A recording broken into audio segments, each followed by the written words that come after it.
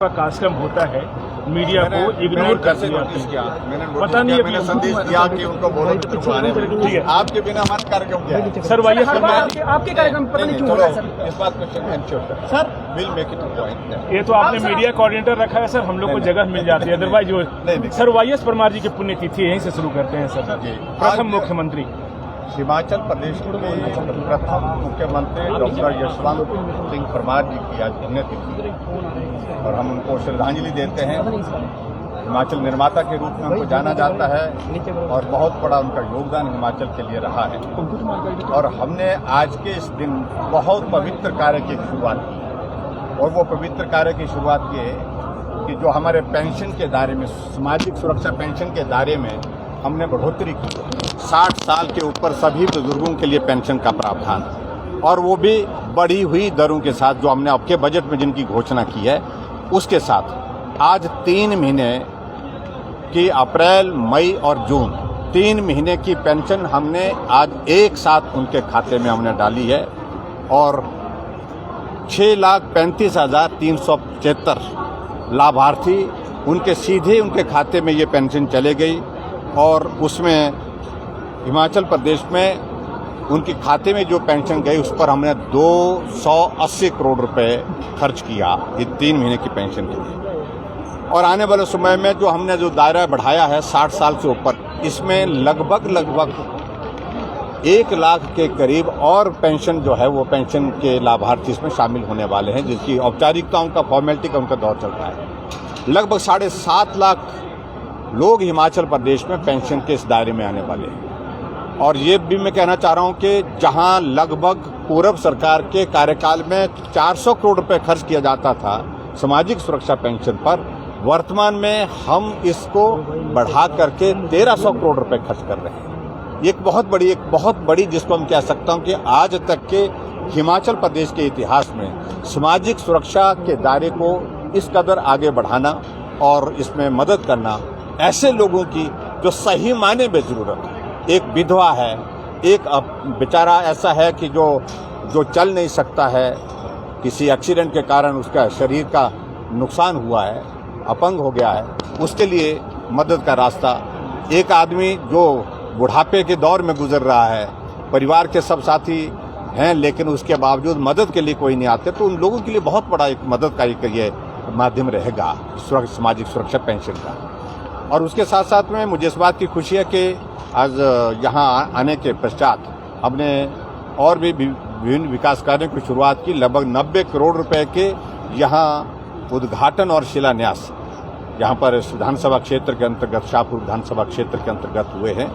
और उसके साथ साथ में और भी चीज़ों को लेकर के हमने कुछ और बातों का जिक्र किया आने वाले समय में, और चाहे वो कॉलेज की बात है, चाहे वो कुछ और इंस्टीट्यूशंस की बात है, उन सारी चीज़ों को लेकर के काम करेंगे। यूनिफॉर्म सिविल कोड को लेकर सर आपने एक बयान दिया था, उसके बाद अब नई बहस जो है वो देश भर में हम बिल्कुल गंभीर हैं, गंभीरता से उस दिशा में आगे बढ़ रहे हैं। लेकिन हिमाचल के परिप्रेक्ष्य में इसका स्वरूप क्या हो, ये हम कानून के दायरे में इसको किस प्रकार से ला सकते हैं, इन सारी चीज़ों को लेकर के हम एग्जामिन कर रहे हैं।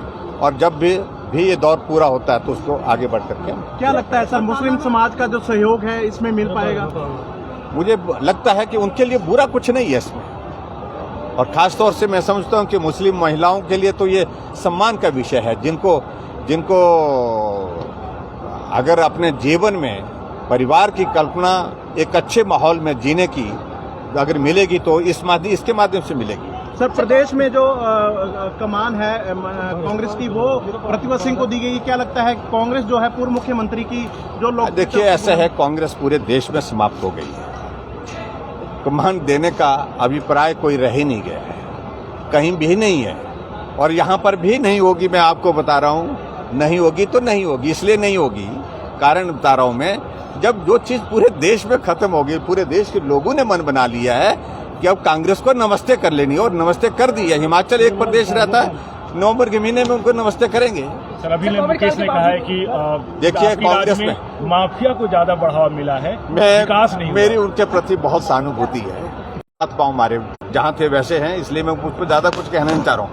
जिस पार्टी में ये स्थिति आ गई जहां हिमाचल जैसा 68 विधानसभा क्षेत्र का प्रदेश जहां 4 वर्किंग प्रेसिडेंट बनाने पड़ रहे हैं। मैंने पूछा कांग्रेस के मित्रों से कि भाई मुझे बताओ तो सही, ये 4 वर्किंग प्रेसिडेंट इनको क्या क्या संविधान, अपने कांग्रेस के संविधान के मुताबिक इनको क्या क्या अधिकार दे दिए हैं? अधिकार सिफर है, शून्य है।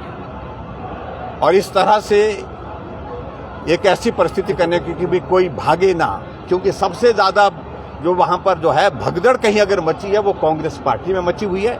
और कांग्रेस पार्टी से लोग जा रहे हैं, कोई इधर आ रहा है, कोई उधर जा रहा है। तो इसलिए उनको संभालने के लिए, समेटने के लिए उनको इस तरह के उनके जो है वो पद दे करके प्रयत्न किया जा रहा है ताकि उनको रोका जा सके। तो उनको जितना मर्जी रोकिए, लेकिन कांग्रेस जब चुनाव के दौर में प्रवेश करेगी तो उसमें उनको कोई लाभ नहीं होने वाला। सर, सूखे की स्थिति, क्योंकि काफी पहले गर्मी आ गई है और आग की घटनाएं भी लगातार बढ़ रही हैं, ऐसे में सूखे की स्थिति से निपटने के लिए सूखे की स्थिति चिंताजनक है। सूखे की स्थिति चिंताजनक है। सभी डिप्टी कमिश्नर्स को और उसके साथ साथ में हमारा जल शक्ति विभाग है, उन सब से इस बात के लिए सारी चीजों को लेकर के कहा है। और खास तौर से जो जंगलों में, फॉरेस्ट डिपार्टमेंट को जो हमने कहा है कि जंगलों में आग, और उसके लिए मैं विशेष तौर से निवेदन में करना चाहूँगा आपके माध्यम से पूरे हिमाचल प्रदेश की जनता से कि जंगलों में आग के लिए लोग अपनी भी जिम्मेवारी इसको सुनिश्चित करें। अगर कहीं आग लग गई है उसको बुझाने में मदद करें, और कहीं जगह ऐसे भी देखने में मिलता है कुछ लोग शरारत के तौर पर आग लगाते हैं, उनको रोकने की भी कोशिश करें, उनको पहचानने की, उनके खिलाफ कार्रवाई भी करेंगे।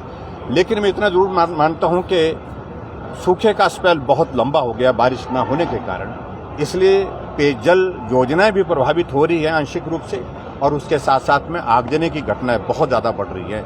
हम कोशिश कर रहे, मैं देख रहा था पिछले कल तक ही लगभग हिमाचल प्रदेश में 600 के करीब आगजनी की घटना जंगलों में हुई है।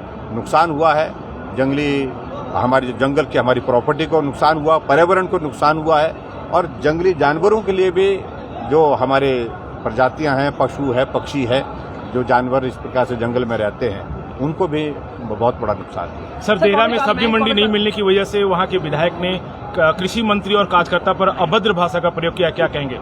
चलो वो मैंने पूरी जानकारी ले रहा हूँ। कोविड काल में सरकार ने जो काम किए हैं, सरकार का दावा ये भी है कि नूतन भविष्य इस तरह के काम, और नो डाउट बहुत सारी ऐसी योजनाएं हैं जो ऐसी हैं। बावजूद इसके सवाल ये उठ रहा है कि महंगाई और बेरोजगारी, ये विपक्ष भी इसको मुद्दा मान के चल रहा है, और नई जो पार्टियां आ रही हैं एडजस्ट करने की कोशिश कर रही है वो भी यही मुद्दा बना के चल रही है। जनता भी कहीं ना कहीं ये बात है। स्वाभाविक रूप से विपक्ष वाले तो मुद्दा कुछ न कुछ तलाशने की कोशिश कर रहे हैं, और उनकी कोशिश है कुछ मिले जिस पर वो बोले। थोड़ी कोशिश कर रहे हैं, मैं उम्मीद में हूँ, पूरा भरोसा है, पूरा विश्वास है आदरणीय प्रधानमंत्री नरेंद्र मोदी जी के नेतृत्व में अब हम कोविड से पार हो रहे हैं, महंगाई से भी। सर, हाल ही में प्रधानमंत्री के साथ बैठक हुई, तमाम मुख्यमंत्री मौजूद रहे, वैट को लेकर काफी कुछ चर्चा हुई ताकि पेट्रोल और डीजल में कमी आए। अभी इस सारे विषय पर बातचीत नहीं हुई, अभी तो सीधे एक ही विषय पर बातचीत हुई है। और अभी जो दिल्ली में जो बैठक हुई है वो जो चीफ जस्टिस और चीफ मिनिस्टर्स की कॉन्फ्रेंस थी जिसमें प्राइम मिनिस्टर आए थे, लेकिन जो पीछे जो कोविड के सिलसिले में जो बैठक हुई है उसमें हमने हिमाचल प्रदेश में तो हमने केंद्र सरकार के साथ चर्चा करने के बाद जो निर्णय लेना था, हमने वैट में कमी कर दी है, और जिन राज्यों ने नहीं किया उनको करना चाहिए। Thank you. भाई साहब।